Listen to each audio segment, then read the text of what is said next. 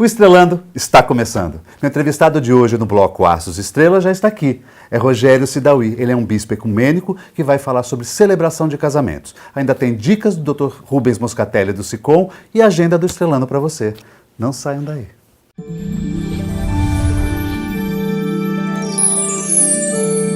Aqui ao meu lado, um libriano com ascendente leão e a lua em Sagitário. É Rogério Sidawy, é isso? Isso. Desta forma que você pronuncia? Dessa forma mesmo. Não, tá bem. Ele é um bispo ecumênico, mestre em teologia, celebrante ecumênico de casamentos, realiza cerimônias em todo o Brasil com efeito civil.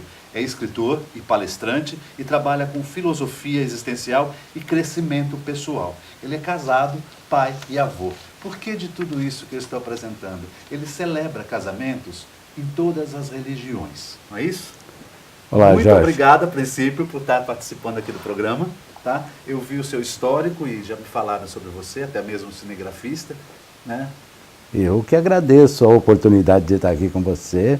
Queria fazer só uma parte. Sim. Eu celebro casamentos desde 2005, com base na espiritualidade humana e não na doutrina religiosa.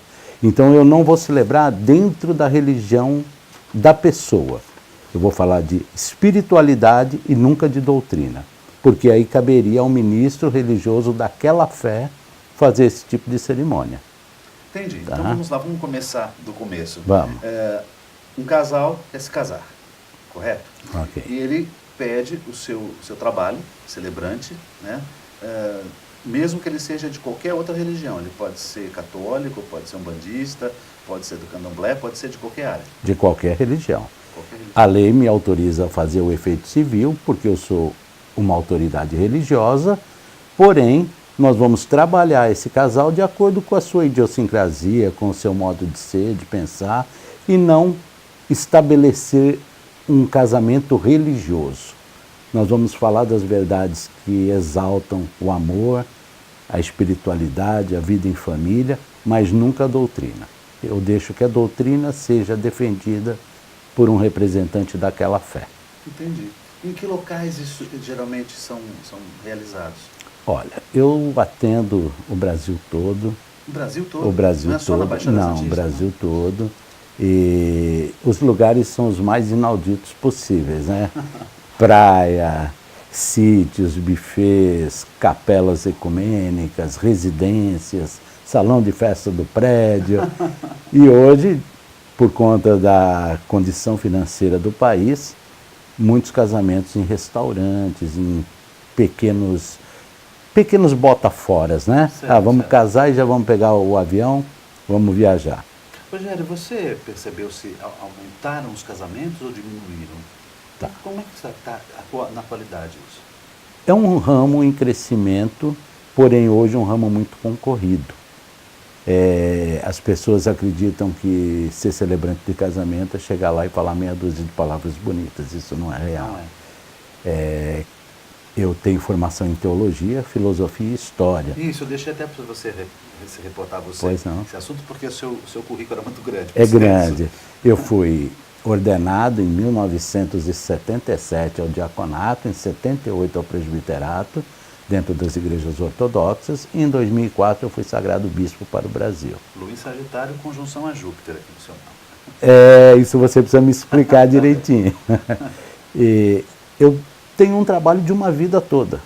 Então, quando eu estou ali celebrando um casamento, independente da fé, independente da religião da pessoa, eu caso muitos ateus, inclusive, É mesmo? eu procuro levar uma mensagem edificante, uma mensagem que vai estabelecer uma relação nos momentos de dificuldade daquele casal. Eu estou ali para exaltar a família, para exaltar o amor e dizer que acreditar num amanhã melhor já é acreditar em Deus, né? Nossa, ter uma é ter esperança fé, né? já é ter Ter fé. fé. Nos diria São Paulo, né? Fé é a certeza de ter antes de possuir. Isso. E isso é a coisa que não tem religião.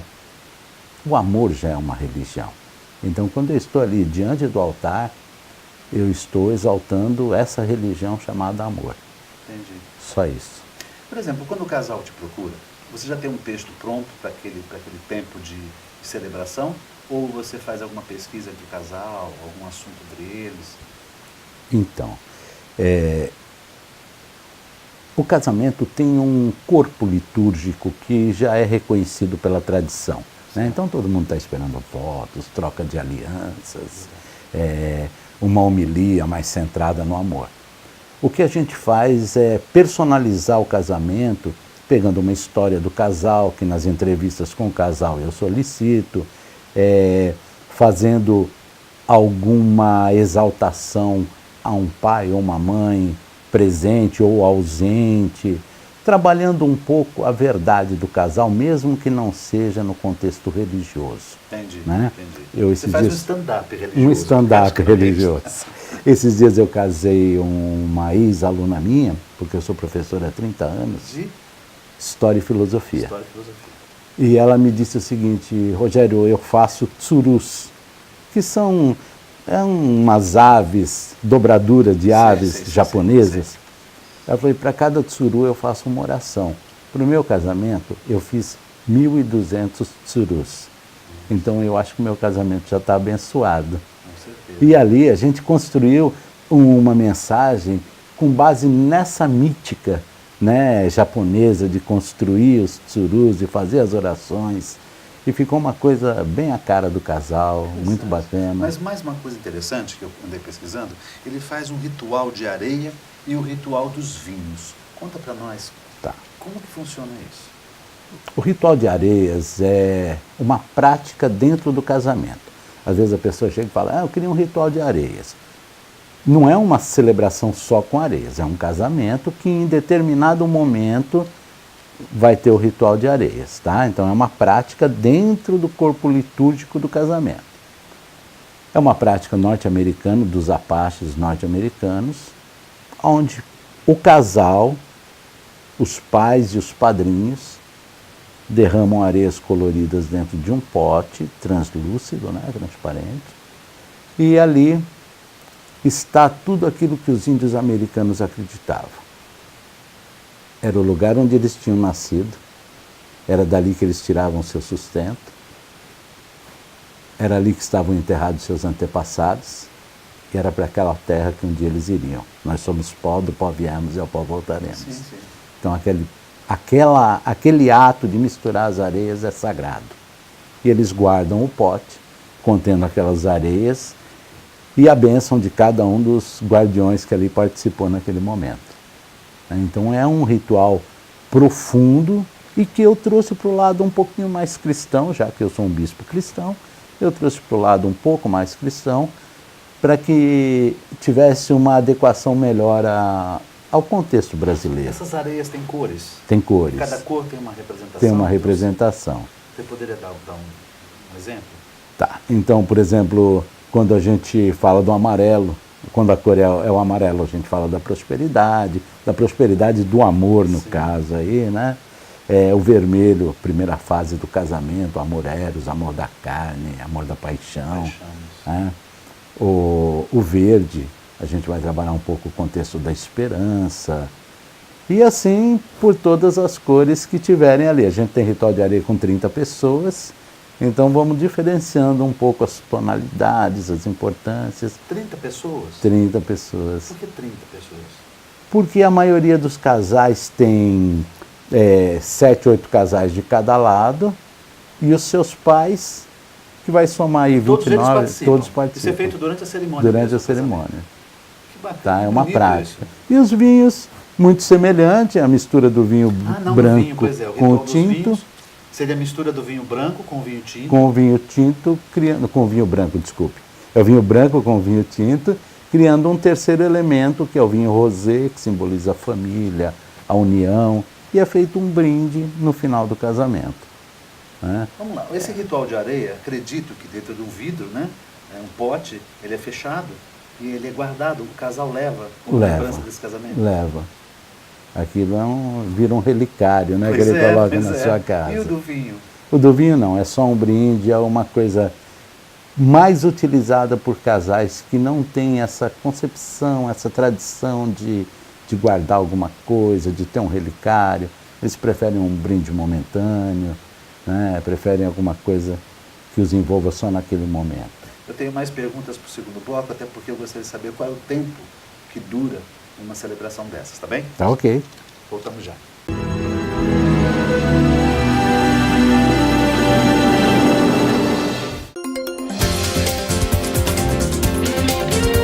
Uma dúvida muito normal e muito comum dentro das assembleias de condomínio é a utilização das procurações. O primeiro passo que deve ser observado é a convenção condominial, que poderá limitar a quantidade de procurações a serem apresentadas em assembleia e também para quem poderá ser dada essa procuração. A lei, o Código Civil, não faz distinção, então, em princípio, qualquer um pode receber uma procuração para representar a unidade dentro da Assembleia. Então, o parâmetro legal, aquilo que cada condomínio deve observar em relação ao uso das procurações, é a convenção condominial.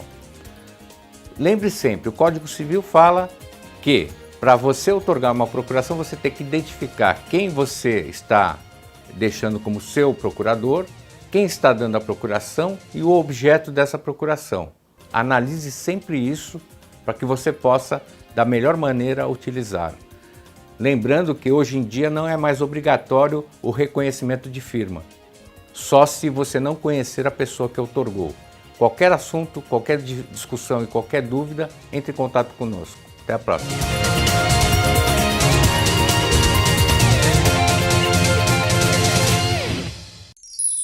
Comunicado. A Escola Santista de Astrologia está com inscrições abertas para os cursos regulares de formação em astrologia.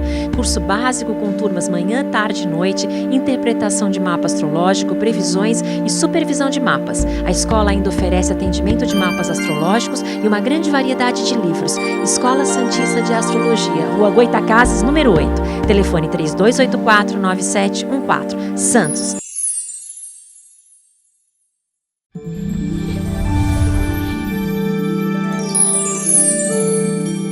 Confira agora a agenda do Estrelando para você. A Escola Santista de Astrologia promove cursos de astrologia básico, interpretação de mapa astrológico e previsões, mas também o curso de tarô, baralho cigano, numerologia, radiestesia e aromaterapia. Informações 13 3284 9714 ou através do site escolasantistadeastrologia.com.br.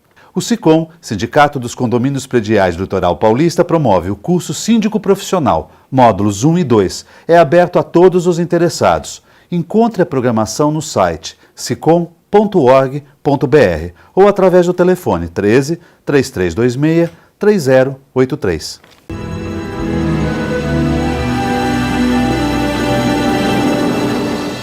De volta ao segundo bloco, meu entrevistado Rogério Sidawi, ele que é um bispo ecumênico. Rogério, qual é o tempo de duração de uma celebração? Como a gente trabalha em espaços com horário, né, como bufês, em média 30 minutos. 30 minutos. 30 minutos fazendo todas as partes que a tradição reconhece, um ritual de areias e o efeito civil. Isso pode ser pela manhã, tarde e noite. Você não tem problema. Não. Madrugada, também na praia, também no luau. Eu atendo mais do que um casal por dia, em média, nos finais de semana, 3, 4 casamentos. E nesse final de semana a gente tem um casamento à meia-noite em um bar aqui em Santos, onde nós vamos fazer um casamento surpresa, porque o noivo não sabe que chegou a hora dele casar. Como assim? Ele já convive com a noiva há muito tempo e diz que o sonho dele é casar. Então a noiva preparou tudo, fechou um bar, uma balada em Santos, que eles frequentam rotineiramente, e ela pediu uma bênção especial, porque ele é muito católico. Então no momento, à meia-noite, eles vão parar a música e vão fazer, nós vamos fazer ali a celebração. Tomara que ele aceite, né? E coisa interessante, sua vida não deve ter monotonia, né? Não, não tem. Não tem. Rogério, ele tem um astro importante no mapa astrológico dele, que é Urano, que abre o mapa astrológico, é um astro dominante. E Urano é conhecido como o astro da transgressão, da revolução, da mudança e tudo aquilo que é novo, inesperado e inusitado também. Então, Rogério, uma questão, você também faz casamentos LGBT? Faço. Foi bem difícil para eu conseguir trabalhar esse assunto na minha cabeça. Eu precisei, por essa questão, romper parcialmente com a igreja, estabeleceu um ministério paralelo e passei a atender alguns casais LGBT, porque hoje a procura é muito grande. E como eu te falei no primeiro bloco, eu acredito que o amor seja a melhor de todas as religiões. Não importa que com quem. Não importa que com quem. Se for feito com respeito, eu acho que tem a bênção de Deus. Então tá, você falou rapidamente no primeiro bloco sobre o efeito civil. Tá. Tá, eu peço para você fazer um casamento. Você celebra um casamento. Ele tem um efeito civil? Tem. 90 dias antes o casal vai ao cartório com um documento meu, comprovando que eu sou uma autoridade religiosa, estabelece ali um pedido de habilitação do casamento e no dia eu vou fazer essa cerimônia religiosa ou social com efeito civil e o cartório vai expedir a certidão de casamento. Então é um casamento válido, tanto aos olhos humanos, normais, como aos olhos da lei. Interessante, interessante. O casamento de disparidade de culto. O Brasil é um país multicultural. Muito. Né? E aqui nós temos judeus, católicos, candomblecistas, protestantes. E em alguns momentos o amor prega uma peça na religião, né? Ele escolhe pessoas de diferentes realidades religiosas para se casar. Então é um casamento onde eu vou trabalhar uma cerimônia que não fale nada que seja contrário à forma de fé de nenhuma das duas partes. Por exemplo, um judeu, eu não vou citar o Novo Testamento, né? O cara é um bandista, ele não tem uma ligação com a Bíblia. Então eu vou fazer um casamento social, onde eu vou exaltar algumas particularidades do casal, vou citar algumas particularidades do que eu entendo como um casamento estabelecido sob o critério da espiritualidade, respeito, amizade, e vamos tentar construir uma cerimônia que não toque em nenhum tipo de princípio religioso. Interessante. Então, por exemplo, até voltando antes dessa disparidade de culto, você vai fazer o casamento de umbandistas, você não vai chamar pela força de Oxalá, de Xangô, não, nada disso, né? Não. Você vai fazer algo... A gente pode até falar da força, da fé que ele carrega, né? Da fé dele como objeto necessário para conduzir o casamento, inclusive, porém não vou citar nomes. Entendi. Né? Quantos existem aqui na Baixada Santista que fazem o mesmo trabalho que você? Então, de forma não reconhecida pela lei nem pelas religiões, muitos. Oficialmente, 3 ou 4. Oficialmente, 3 ou 4? 3 ou 4. Interessante. Agora, me fala uma coisa. Você me trouxe aqui um livro. Você é escritor também. Manual do Místico. Quantos livros você tem publicados? Eu tenho hoje 8 livros 8? publicados. 4 pela editora Ebrasa, da onde eu fui escritor exclusivo por 22 anos. O Manual do Místico, que foi o primeiro, foi na verdade uma encomenda para uma ocasião em que a nova era estava gritando. Né? Depois lancei por eles em 2002 Curiosidades Históricas, que é já dentro da minha área didática, Filosofia para Vestibulares.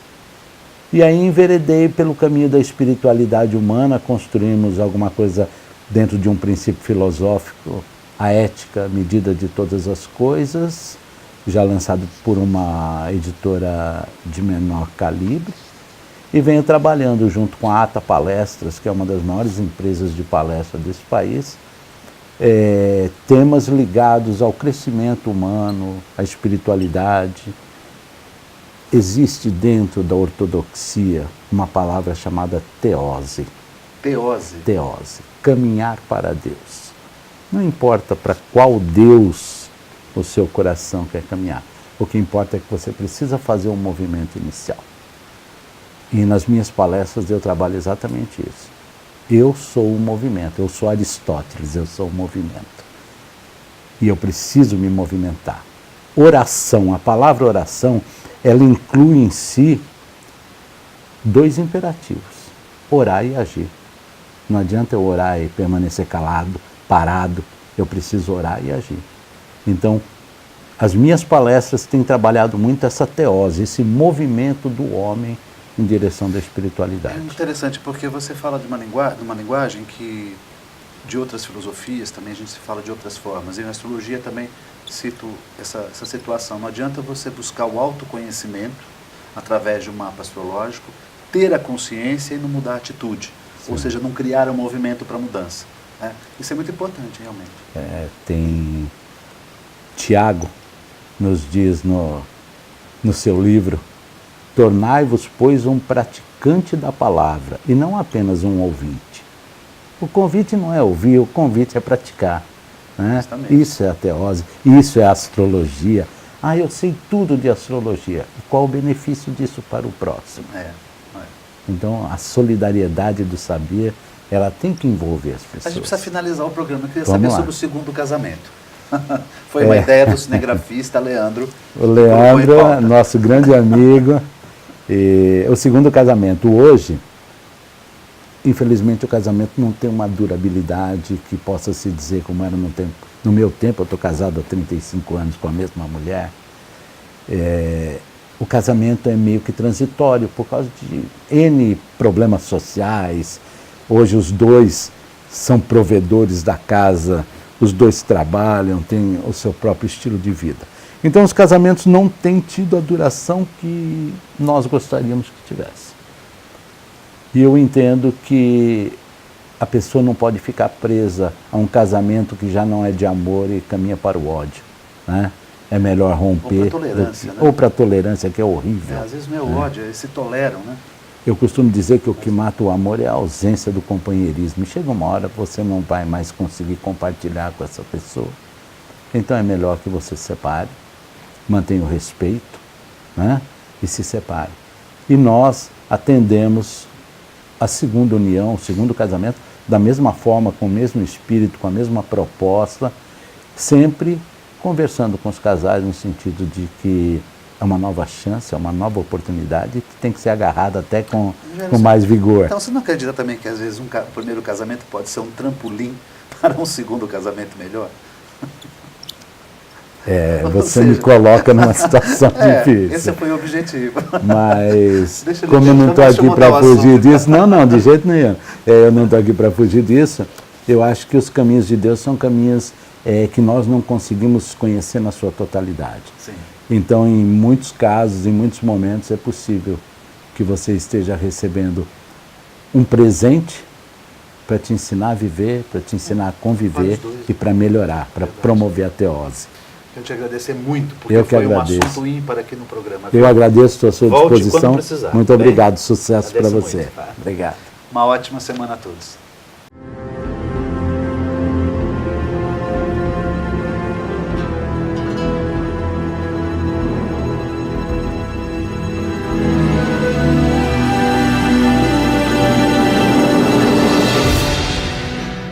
Sicom, a mão amiga no momento certo. Avenida Conselheiro Neves 472, telefone 33263083.